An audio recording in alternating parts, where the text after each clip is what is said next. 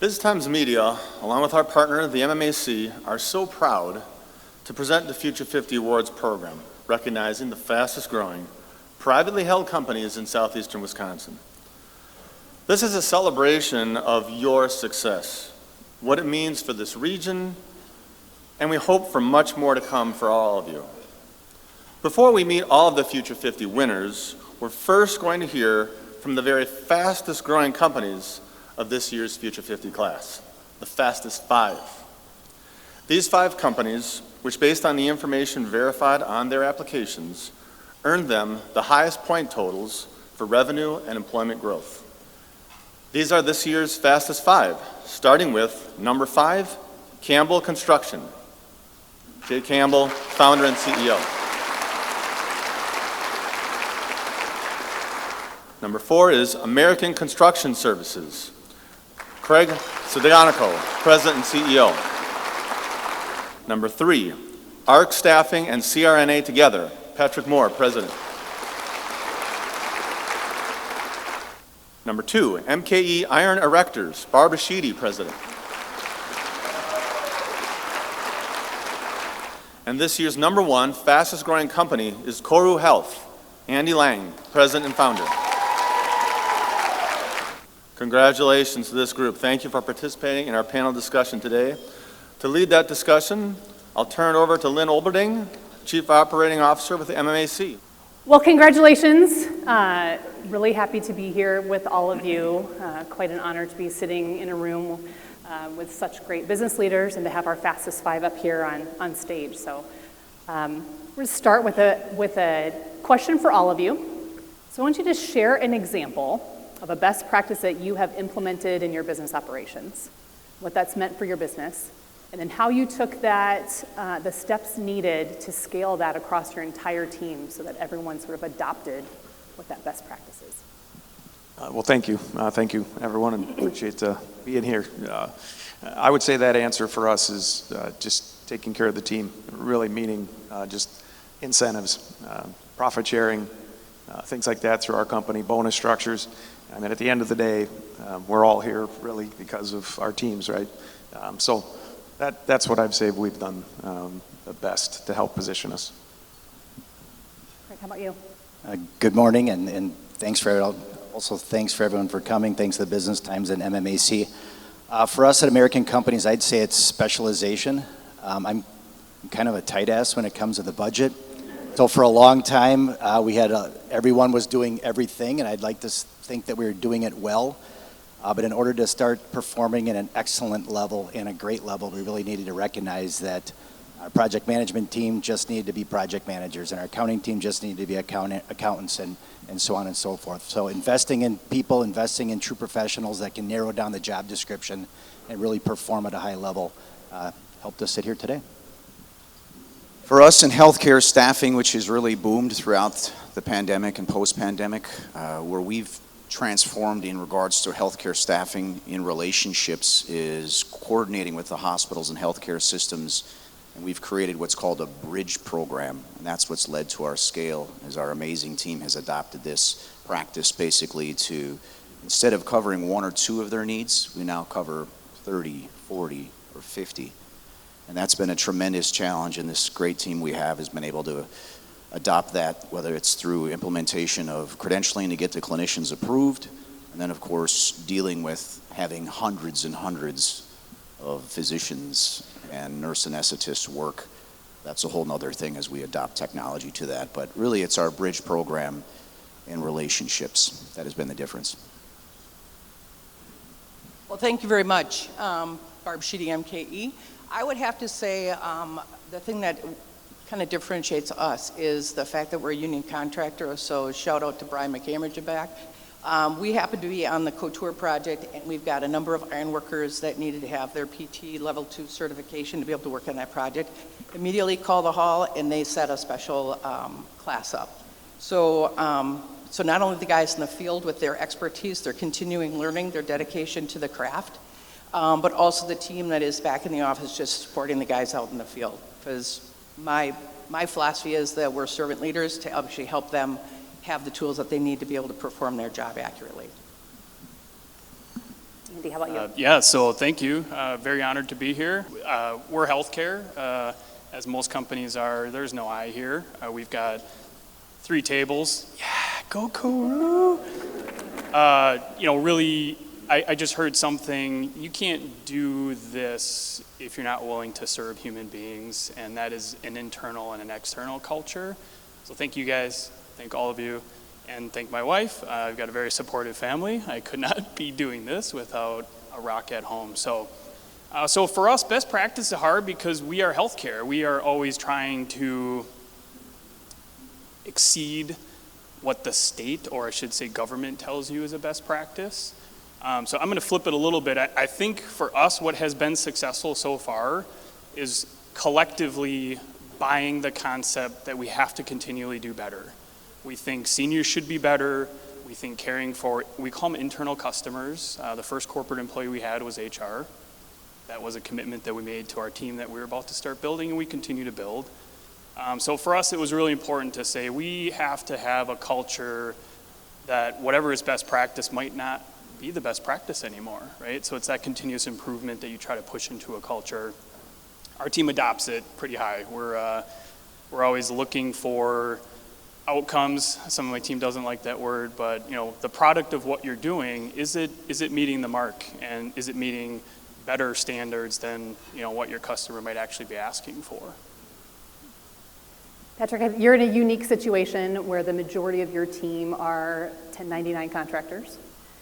So with the growing trend of independent contractors in healthcare and really across industries, are there key differences companies should keep in mind between these workers and more traditional staff positions? Yes, and I love that because I think this world, not just this decade, but decades to come, will be a revolution of what an employee looks like. And a lot of the business owners here may not like that, but our people in healthcare want to have lifestyle, yet still make money. And the way to do it right now is as a contractor, because you can put in their terms when they're actually working, what their duties are. It gives them protection of when they want to be off, they can be off. And I think that the way that our communities, society is leaning towards is people don't want to be, unfortunately, like their mom or their grandmother or whatever, who worked for 1 or 2 companies but never was around the house. So we have to really start looking at, and a lot of our contractors that work with us, they obviously love the money. We pay them more than a W-2, but it's really about lifestyle and trust and being able to do the things they want to do in their life besides be a clinician. And do you find that that is a difficult thing to manage, or with the number of clients that you're serving, are you able to provide both the service that they need and the flexibility that your contractors want? It's a challenge, but much like Koru, we always are wanting our 1099s, even though they're not part of our sort of company mission or identity or culture, as you were saying. We try to embody that with them so that when they go on an assignment, they are not just reflecting themselves in their performance as a clinician, but also the way that we want them to embody fitting in with the culture there. You might not be a W-2, which some of the clinicians kind of have angst against our contractors because they make a lot more money and they don't have to go to all these, I don't want to say stupid HR, but there's a lot of meetings and stuff they don't have to attend. Easy. Thank you. I like this guy a lot. Anyways, it's going to be a world that everybody has to navigate because more and more people, not just in healthcare where you can say, hey, you have a shift, it's going to bleed into the rest of this world, and we're going to have to figure out how do we balance having high quality workers who believe in our mission and our culture, but maybe don't want to be a W-2 where we have to tell them you've got to be here Monday through Friday. But it's a work in progress and something that we love to do. So talking about culture, Andy, you mentioned that. How does culture play a role in your hiring decisions and building out your team? And how do you make sure that your employees are buying into the culture that you set forward for them? Yeah, that's a great question. We actually shifted our strategy pretty early on to say, let's stop interviewing for technical, quantifiable, definable skills, and let's start interviewing for the person.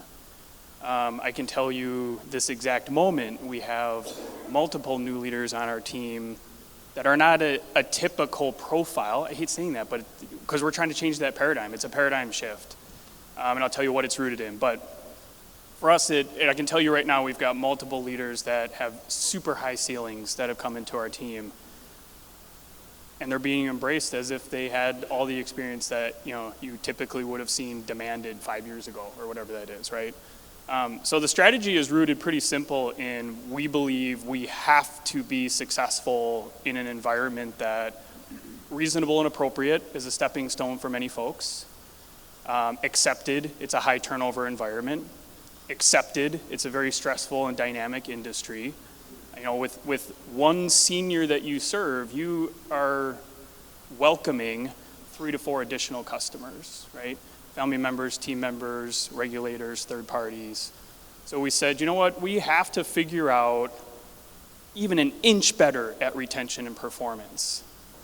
And that kind of made us push all the old stigma away, that it has to be skills, it has to be a definable thing on paper, because we also knew it would be a strategic threat if we didn't know how to manage turnover in the face of expected turnover, right? You should say, I'm expecting to lose a lot of my team because we're healthcare. So that told us the recipe would really be, you gotta be able to embrace folks, train them properly, continue to build competence in an individual manner where it's not this broad brush and everyone has to fit into this mold. So I think that's another part of the strategy in our culture is, we've got amazing leaders and they embrace a servant leadership mentality. What can we give to our team to hopefully keep them on the mission that we're trying to do? So you asked the second or last part of the question was like, how do we validate that is what I heard. That wasn't the question, but how do we validate that in our company? I think it's presence, it's face time. We are building a team that is engaged. It's actually a common joke in our office. The office is usually empty, but we're not short of having home office corporate staff. It's because they're all out in the communities and they're working and they're trying to serve teams, right? And from the top down, we've got a great partnership with Matter Development. They build the properties that we co-own and operate, and it's shared from the top. You have to understand it's a people business, and if people aren't motivated, again, I'm just going to go back to it, to serve human beings. It's a humbling existence, and if you can't smile in the face of that, that's not the kind of person, doesn't matter what your resume says, you're not the kind of person that will ultimately succeed here. So Andy talked about the importance of culture, how that leads to strategy, how that could then lead to, I think, operations. Kraig, I want to talk a little bit about a philosophy that I know you have adopted called EOS. First of all, can you share a little bit with the audience of what that is? And what specifically about that philosophy have you adopted that you believe, is brought you to the stage today? I'm assuming lots of people are familiar with the book Traction by Gino Wickman and the EOS system, Entrepreneurial Operating System. We discovered it 7 years ago or so, and not coincidentally, it's also about the same time that I joined a Vistage group, a peer leadership group here in the Milwaukee market. And my peers there we're all speaking the same language, talking in some strange code, and talking about monthly meetings that I didn't exactly understand until I read the book. And like many of you, I've gone through probably a dozen or more business books and how to improve and how to treat employees the right way. And Traction, the EOS system, clicked with me. So in a nutshell, it really is a common language of holding yourself accountable, holding each other accountable. How do we solve problems? We do it exactly the same way, whether it's the accounting staff in the office or the construction team out in the field. We're using the same metrics to judge success, and we're using the same strategies to solve challenges. Be happy to talk to anybody in the room about the EOS system afterwards, or if you want to chase me down, because it has really helped our organization. And I guess the last bit is, it also taught me and many of our leadership team, or much of our leadership team, that we're not alone. Sometimes as small to medium-sized business operators, we think for the first time in the history of the world, we have a unique problem. But in reality, this room probably can solve lots and lots of problems together. So that book let us know that we're not alone, how to march forward strong, and really how to communicate the exact same way. Jay, you mentioned that something really important is just taking care of your employees, making sure the team is part of the decision-making, make sure that they feel valued. So I know that you're an ESOP. So what lessons have you learned from becoming an ESOP, and what does that mean to your employees? Well, it's very, very early for us. We've only been converted to an ESOP 6 months ago. For us, it was just a good decision to move forward for the just longevity of the company. When I originally started the company, I never really thought I would have a life beyond me. I just thought I'd live my life, manage my career, and go off into the sunset someday. Well, then there's several layers of my family now that are part of the business, as well as many others, and really just felt like I would have kind of been turning my back on a lot of people that helped build the company to what it is, because it wasn't just exclusively me. So for us, an ESOP was that good decision. Again, it's very early in this process for us, so one of the things that I'd say I've learned so far, we probably should have done and could have done a better job communicating to the entire team early and often, if that makes sense. Before you convert to an ESOP, basically all the professionals and consultants tell you, don't tell anyone. So it's very hard to do that you've got this big, humongous thing going on behind the scenes. You can't share it with your team. There's logic behind why we didn't, and we followed their rules. But again, I think early and often communication about really what it means for them, because for the first 18 months of becoming an ESOP, financial statements are not coming out, and it's much like buying a house, where at first the house has no value and you're just paying interest, right? It's kind of the same with the employee stock in an ESOP program. So at first it's like, oh, this is exciting, and then, yeah, but it's really worth nothing to you. It's hard to then temper and balance that with let's keep the excitement. So for us, I would say the lesson learned was communicate often, just to focus on the future and where that's going to help take the company and then each one of them individually. Great. Probably good advice on lots of things, not just the transition that you made. Yes, for sure. So all of you up here are leaders of your company. Barb, one of the things that you shared with me is that you would identify or describe yourself as a servant leader. And so what do you think that means to the success of your people and to the success of your company? Right. Well, we also use traction. I'm also in a group with Visant, so yeah, we're not up here just by ourselves. We have really powerful people behind us that got us to where we are. But the servant leader role, I've learned from a number of different people that I've worked with, and I just believe in traction. They talk about interviewing for the right person, getting the right person on the bus and putting them in the right seat. So with us only being a 5-year-old company, we have trajectory like this. So when you guys talk about all these nice meetings that you have, my team will laugh and go, oh yeah, we're like running out the door just going, post-it note this, post-it note that, don't remember, remember to do this, oh, here's your AP.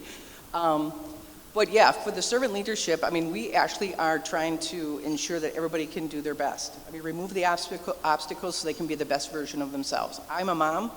I've got a kid who has a disability, so I probably give more chances than the average, but I really truly believe and I see potential in people and I want them to be successful. And a lot of people don't get the chance to be able to actually show their true colors and who they really are.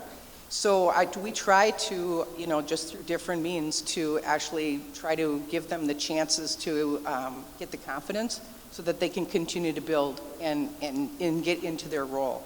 We are lifelong learners, so I'm not afraid to set up a seminar, not afraid to send people to class. I try to tell my union ironworkers that this is your career.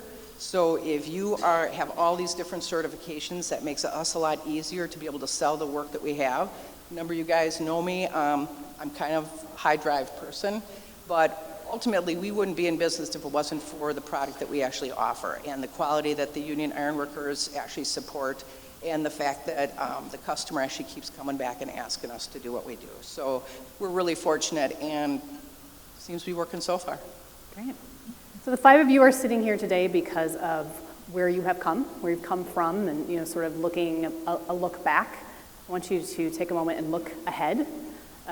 So what do you see as the biggest threat to your individual company or to your industry in the next 3 to 5 years?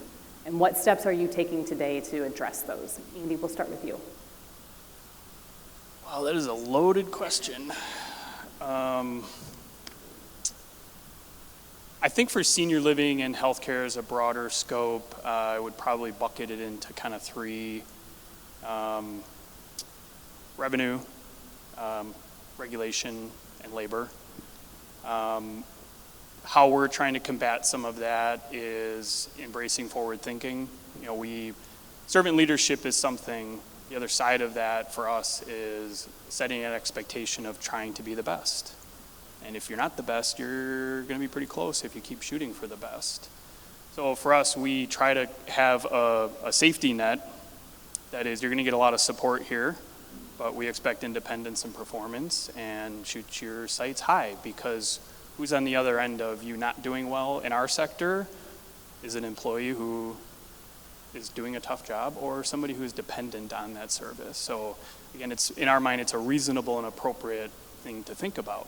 So on the labor side, you know, I think we're really driving toward keeping that mentality, continuing to try to find the right people, continuing to try to reward and treat people well, give advancement opportunities, welcome folks into the sector that otherwise, you know, wouldn't have been attractive to them. So there's all kinds of initiatives that we're working on to do that. How do you get into more connections with academia? To be honest, working with groups like MMAC and these events are exposure for sectors that other people might not have thought of. You know, the reality is this room is filled. It's Milwaukee, but it's Wisconsin. These are Wisconsin business leaders. So for us, it's continuing to advocate for our industry that I think doesn't get enough attention, because it's a huge demand. There's a lot of seniors already here and coming. On the revenue side, this is really a macro scale. I wouldn't be doing my job as a team leader. I'm one guy up here. You know, we have an industry problem. There really is not enough resources coming into healthcare, particularly senior living. Won't want to put you to sleep here, but there's really one revenue stream that you can capture, and that's what somebody can produce out of their pocket, and that's wrong. There's a lot of service and things that happen in the senior sector that people are receiving. There really aren't billing options. You can't bill Medicaid, you can't bill insurances, so there's going to be a growing us and them that starts to happen in our sector, and that's really sad. We've got leadership and investors and partners that, you know, we are constantly willing to serve the public sector, meaning government-funded pay. That's a thing. So that's tough. Not a lot of providers do it for a reason. You lose money, and it's essentially a lost leader if you allow it to be. So to have that one option is really tough when you're talking about local seniors. You know, the last thing I said was really regulation. I think this is also tough because regulators are just human beings and they suffer from cycles that we do. You know, we're experiencing, I gotta be careful here, and we're experiencing in Wisconsin a turnover of the regulatory bodies. So with that comes, you know, a lot of growth that group has to achieve to kind of be back where their predecessors were. So for us, I think we have to own being stronger. We have to own this concept. Some of my team will probably smile. Compliance starts with a big C, right? Like average, C as an average, right? So we kind of we approach regulation and compliance that's really the bare minimum. I mean, you should be shooting way higher than compliance. So I guess we look at it as we have to take ownership and not wait for the government to tell us what to do. We need to own those problems and we need to be way ahead of them. And then I think this blends all three of these, but technology, we're really trying hard to think forward. We've got an AI initiative coming into our company right now. We're getting involved in a lot of data analytics. Matter Development's team is working on some tools that's going to help us really analyze performance in a much stronger way than I think what our sector does. So taking those advantages and being able to implement them and use them to not remove jobs, but to make your current jobs more productive, I don't think it's a wish list. I think it's a necessity in senior and healthcare. So that'd be my nutshell, probably. Anyone else want to address your biggest challenge in the next 3 to 5 years? I would say it's the skilled craft workers. So I'm guilty of this. You know, you graduate from high school, you should go to college, but we have a significant skilled craft worker shortage, and that's union and non-union. And the fact that the unions are trying very hard to try to get in with high schools and not everybody's geared to go to high school or go to college. So we're really working on that technology. We're the first contractor in Wisconsin to bring robotics to bridge building. I often talk with my guys. Tom Brady didn't play football until age 45 if he was, not taking care of his body. So my guys actually are physically using their body. They are athletes. So they have to take care of themselves, both mentally and physically. Construction is the second leading industry of suicide, even second to the military. So there's huge initiatives to try to make sure that we take care of them mentally also. I actually personally give my guys in the field 2 days, no questions asked, mental health day if they need it. So that, yeah, I would just say that. The economic, we're very fortunate that in southeast Wisconsin, we've been very, very busy. As interest rates go up, concrete is not going to be getting poured, so we put rebar inside of concrete. So we actually had to diversify in Division 5, which is miscellaneous metals, so we can actually go into different companies and do different build-outs and stuff like that. So just looking even at the economics of what's going on in this region and also in the U.S. I'll go very simply and just say overburdening, increasing government regulation. And leave it at that. I'll pass my time off to you. Ditto, ditto, ditto.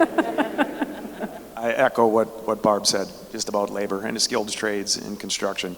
As a nation, the baby boomers are retiring out. That's a lot of our craftsmen and women that are out there. For so many years, it was taught college. Basically, in essence, you were a failure if you didn't go to college, which can be very far from true.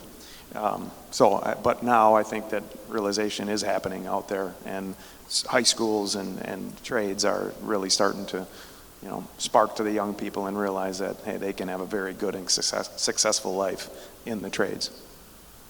So for anyone who wants to answer it, what's something you know now that you didn't know 10 years ago that you wish you would have?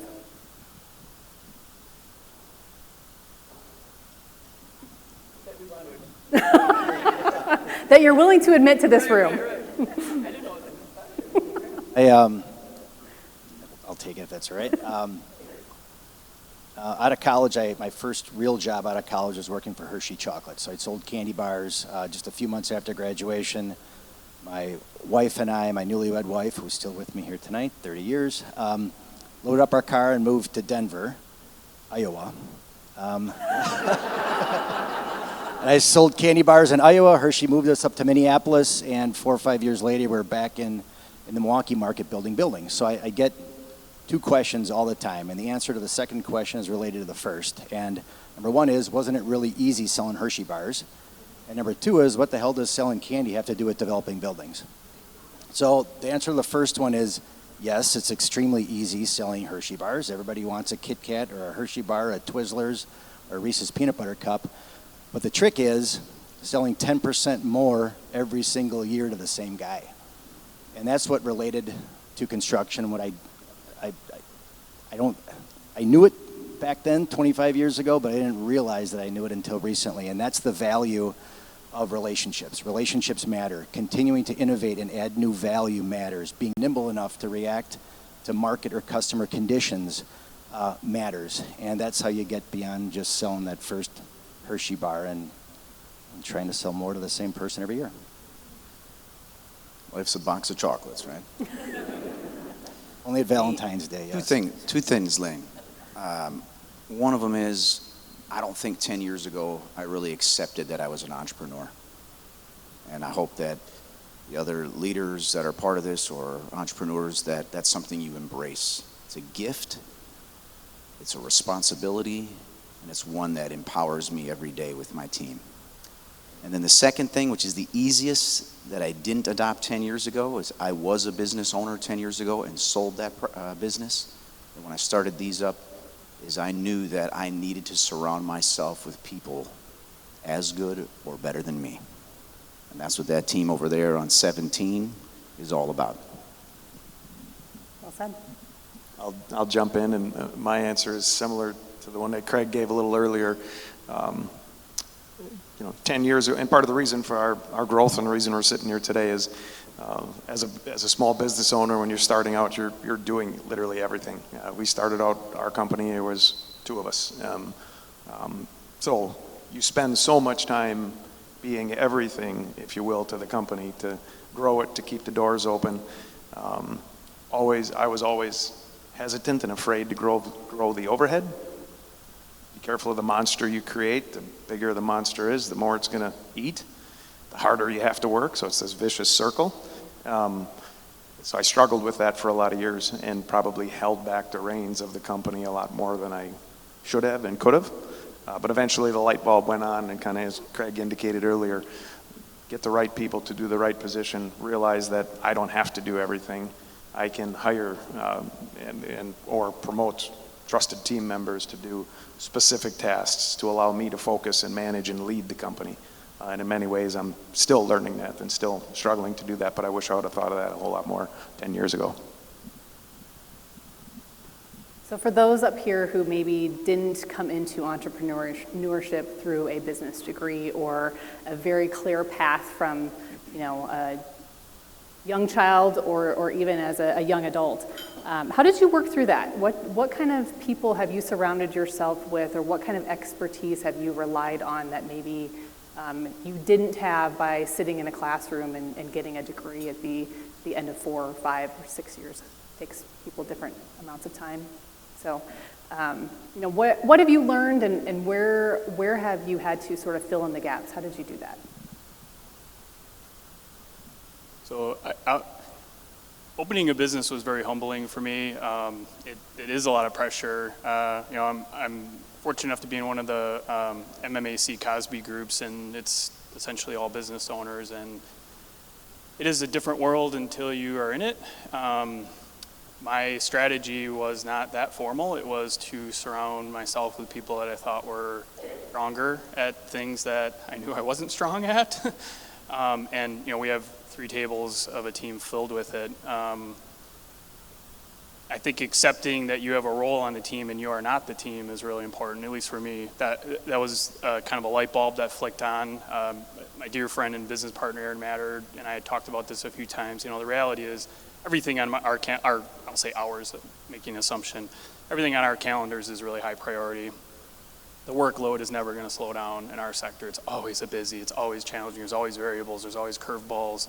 You kind of get a calmness when you just accept that I'm going to continue to perform at a high level, I'm going to continue to do really good work, and you can only accomplish so much. Value the time in life that you get, and I think that translates into really high performers.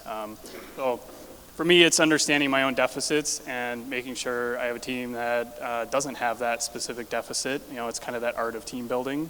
For us, it's been very impactful. We have, I don't know what the number is today, it's like 550 employees. It's very impactful to make sure you're building with purpose and not just hiring people. I would say the flexibility of my team. I'm going to talk just in the office here because the guys out in the field have pretty clear-cut assignments. But the people in the office, when we first started, small business, doing everything, and we kind of had the philosophy of whatever you kill, you eat. So we had, so they do everything from start to finish. And what we've learned is that you don't have the skill set to do everything. So as we continue to grow, we actually said, okay, what are you really good at? You're going to be an estimator. Let's bring in some project managers. And we've actually just recently divided the estimating and the project management. So now we're actually growing that way. So similar to what Jay said, you're kind of afraid to kind of let the beast go because you don't want to grow too fast, as my banker will surely attest to. They get a little nervous when I'm asking for another $1 million, but anyway. Yeah, I got you. What's another $1 million? No big deal. Another $1 million? Why don't you collect that money, Barb? Okay, I'm on that. I'll do that. Nobody's awake at 11 o'clock when I'm going home. So just the flexibility of my team to be able to enumerate and actually fill the gaps. As you kind of have defined job descriptions, everybody knows kind of where the baton is being passed and there's no gaps. And one of the things that I think our team does really well is to be able to make sure that we're catching the gaps. And we're staying in our lane, but we're still catching the gaps. We're running out of time here, Lynn. 2-minute Morning. 2-minute warning, 2 Good minutes. Yeah, actually, I was. The music hasn't started yet. It hasn't They're started bringing yet, you're the right. shepherds to pull us off stage. I'm going to be trying to do this in 15 seconds. Well, maybe not that. Give me 30. I went to school for broadcasting and was a broadcaster, so I thought I was going to be Joe Buck or Chris Berman. These guys are talking about reading books. I don't like reading books. It really has been about relationship. When you have relationships and you have an identity and you have purpose, like Andy said, you can do anything. Very quickly, and I'll take 15 seconds. My dad taught me, work hard, work honest. What else is there? The alternative is be a lazy crook. And we didn't think that was the right way to go. So long-term vision, treat people the right way every day, whether it's internal customers, external customers, work hard, work honest. The rest is just a distraction. Pretty common theme amongst the group here. And for me, I hardly made it through high school. I never even went to a day of college. So I really started with disadvantage for myself. And to this day, I'm still struggling through it, quite honestly, in many ways. But I would say it was just surround myself with good consultants, hired professionals, as well as a few mentors that I had. Just men in my life that I respected, that were business owners that I could come to in confidence and basically just say, okay, what the hell do I do now? So that's what it was for us. Very quickly, in the last little bit of time we have, best piece of advice you've ever been given. Don't give up. Be yourself. Never think everything is going to be okay, because your competition will kick you in the ass faster than you can see their foot coming. For me, pray. Take time with decisions. Don't be too rushed. Sometimes you got to make fast, on-the-spot decisions, but if you don't have to, don't feel forced to. Take time, think through it, and pray. We have 3 rules in our company. 2 of them are very applicable to this question. Do the right thing and operate in a sustainable way. Please join me in thanking this group of Fastest Five.